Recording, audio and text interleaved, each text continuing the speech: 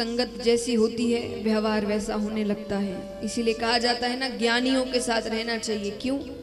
ज्ञानियों के साथ रहोगे तो ज्ञान प्राप्त होगा, कलाकार के साथ रहोगे तो कला प्राप्त होगी।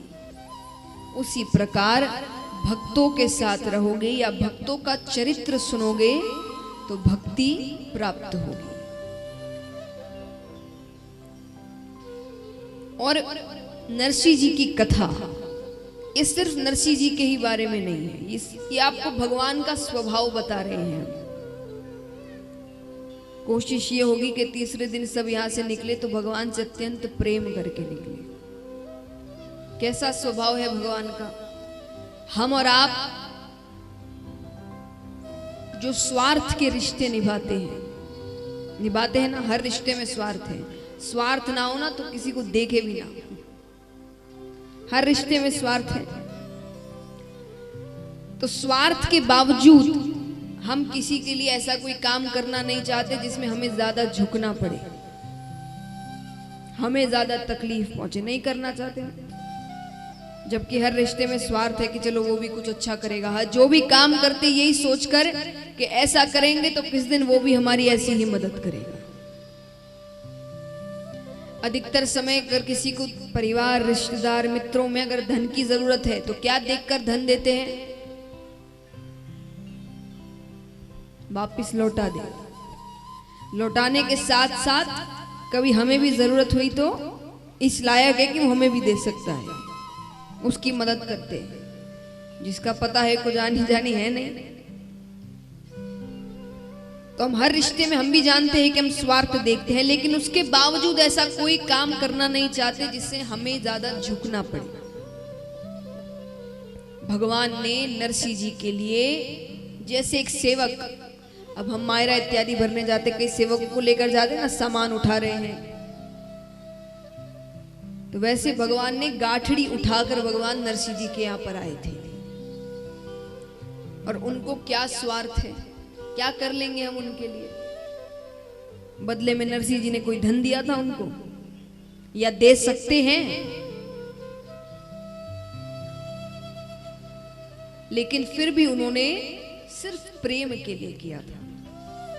तो ये कथाएं आपको भगवान का स्वभाव बता रही है कि वो कितने अच्छे हैं और वो सिर्फ प्रेम के कारण कितना कुछ कर जाते हैं। और फिर भी आज कई बार हमारा एक दो काम ना हो तो हम भगवान बदल लेते हैं। यहां काम नहीं हो रहा, प्रसाद कहीं और चढ़ाते हैं, या भगवान पर जी पिक्चर देख देख कर तो भगवान पर चिल्लाने का नया तरीका शुरू हुआ है।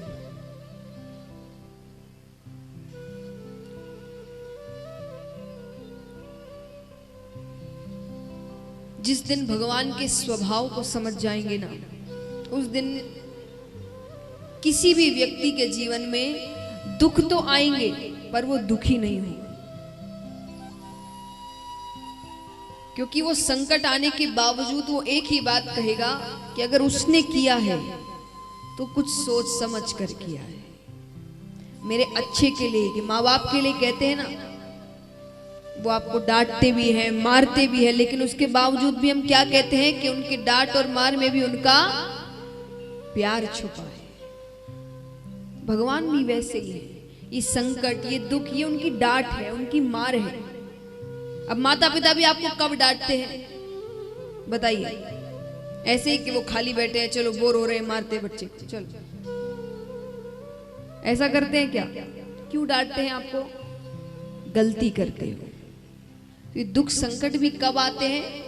जब हम गलती करते हैं, पाप करते हैं, तो भगवान भी डांट स्वरूप उसका परिणाम देते हैं कि तुमने गलत किया था तो उसका परिणाम तो भुगतना पड़ेगा।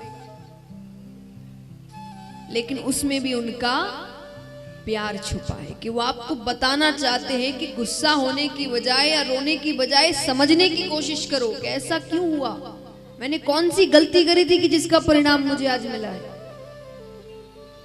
और फिर उसका प्रायश्चित करो।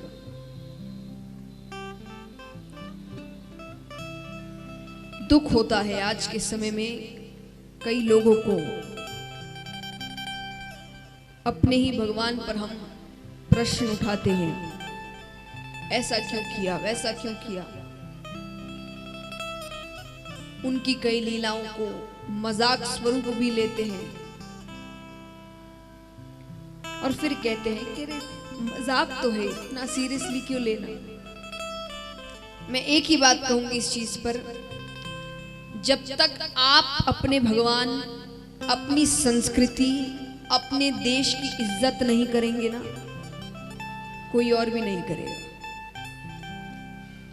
ये याद रखिएगा। फिर वो कुछ गलत कहे तो क्रोधित मत होना, क्योंकि आपने खुद ने इज्जत नहीं करी है।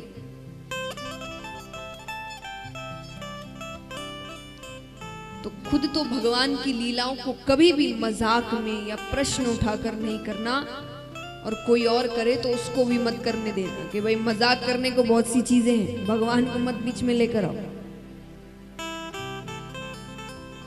हमारे चैनल को अवश्य सब्सक्राइब करें और नए अपडेट्स सबसे पहले पाने के लिए इस बेल बटन को दबाना न भूलें।